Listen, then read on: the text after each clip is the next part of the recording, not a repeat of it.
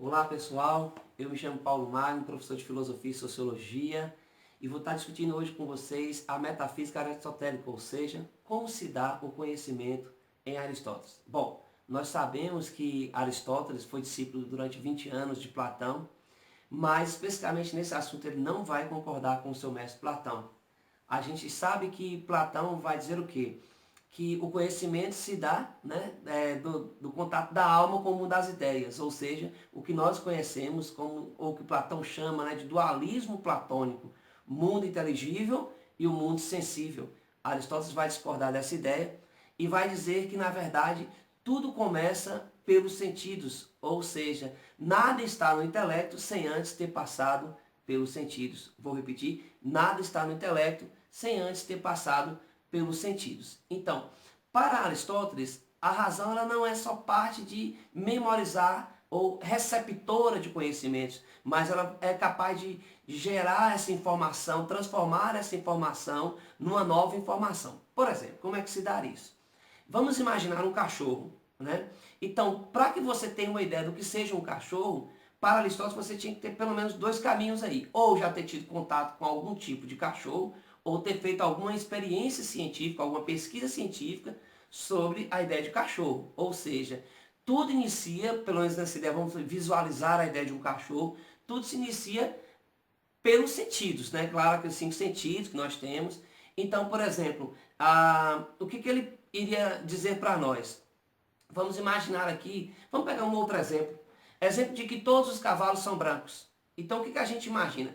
Bom, primeiro, todos os cavalos são brancos. Se a gente tem essa afirmação de que todos os cavalos são brancos, a gente perderia a condição ou a hipótese de que existiriam outros cavalos que não necessariamente seria branco.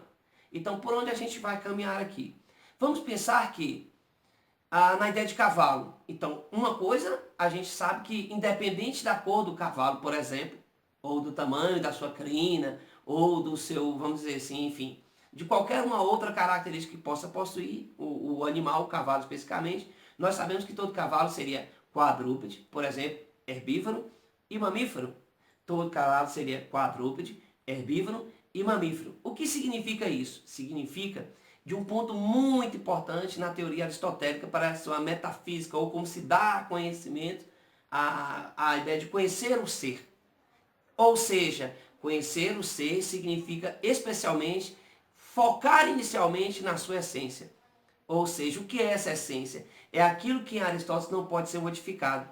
É aquilo que é a base fundamental de todas as coisas. Ou seja, na ideia de cavalo, que todos sejam quadrúpedes, que todos sejam mamíferos, que todos sejam herbívoros. Isso é uma parte essencial do indivíduo, ali daquele ser específico, o cavalo. O que pode alterar a ideia da cor, da altura, etc. Não sei se até aqui você entendeu. Mas vamos para uma outra ideia. Pois bem, vamos tentar entender melhor essa ideia de essência. Ah, vocês lembram da teoria de Heráclito, por exemplo? Ele dizia que as coisas são devir, ou seja, elas estão em constante transformação. Tudo se move, tudo se movimenta, né? Tudo se transforma.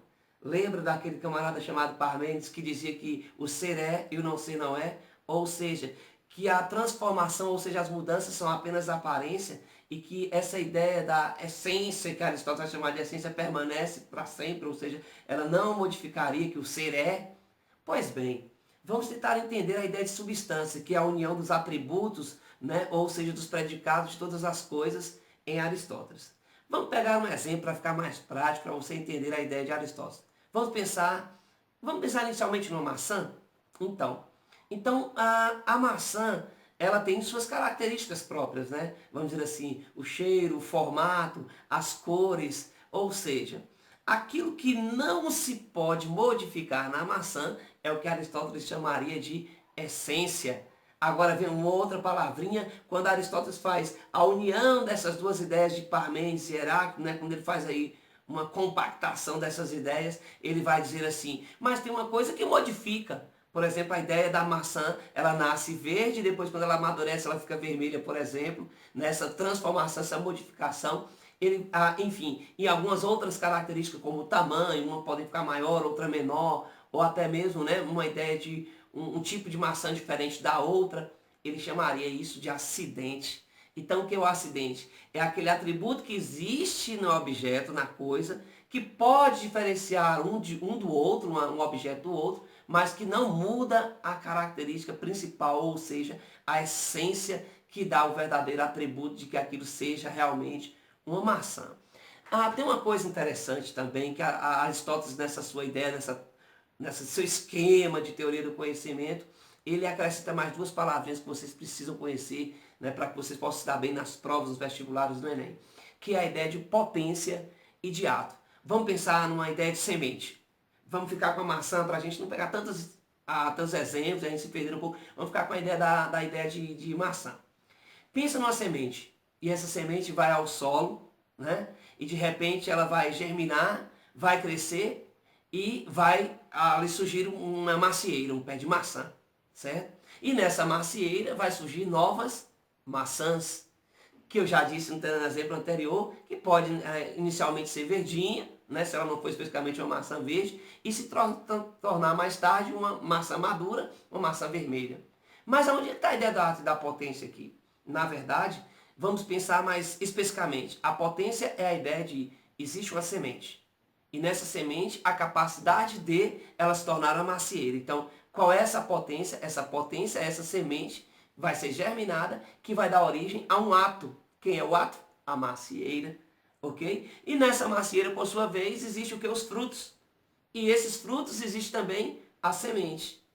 O que você já deduziu? Que essa semente que está no fruto, que foi um ato de uma potência inicial, também tem uma potência para gerar novas árvores que seriam novos atos. Não sei se vocês entenderam claramente, nós temos a potência semente que gera uma macieira, que por sua vez gera a maçã, que nela mesma existe uma semente, que também é uma potência, mas que a maçã por si mesma, ou seja, o pé de maçã por si mesmo, já é o ato da potência daquela semente, né? E que pode gerar novas, a gente vai precisar disso lá na frente, guarde aí, e que vai gerar novas maçãs, novas macieiras, que são o ato daquela potência anterior.